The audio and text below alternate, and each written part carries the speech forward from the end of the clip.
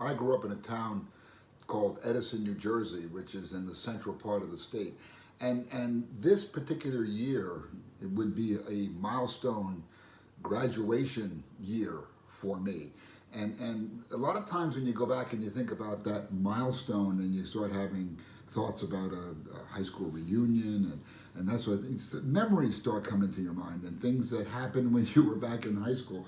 In fact, I've never got rid of it, but this is my leather jacket that I had when I was playing football way back in the olden days when we actually had leather helmets. Not really. But it's interesting because as you consider memories and things that come back to you from days gone past, sometimes they're very good memories, sometimes they're not so good.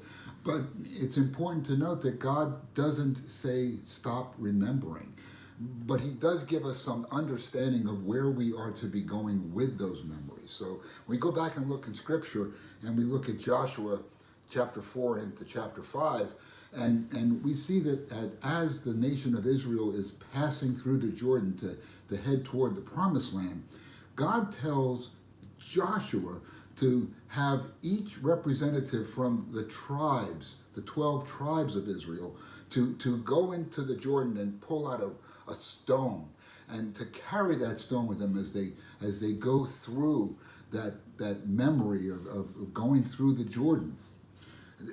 It's important to remember. That's point number one. It's important for us to remember the things that God has done for us. And it's very important that we have these memories. Some of them can be very, very positive, some not so positive. But they're still memories, and it's important that we see God in those memories. But here's the key on that.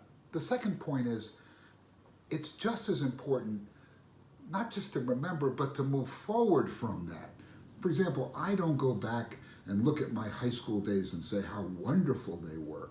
In fact, a couple of weeks ago, we had a chance to drive through Edison, and I showed Joyce where I graduated from high school, and she said, "Oh, wow, it's another part of your past, and I have a chance to see that." Well, that's great, but it isn't my present. It's not where I'm at. And that's point number 3. Where I am now is where God has taken me. It's where God has brought me, and I'm so grateful for it. Yes, I had a past. That was in high school. And I've had a lot of different things along my life's timeline that God had presented. My timeline and yours began even before you were conceived, and it will continue on in eternity. But the key is, where is God in all of this? He's right there, and He's been there all along. So, remember, it's important to remember, but it's also important to move forward and to see God in it.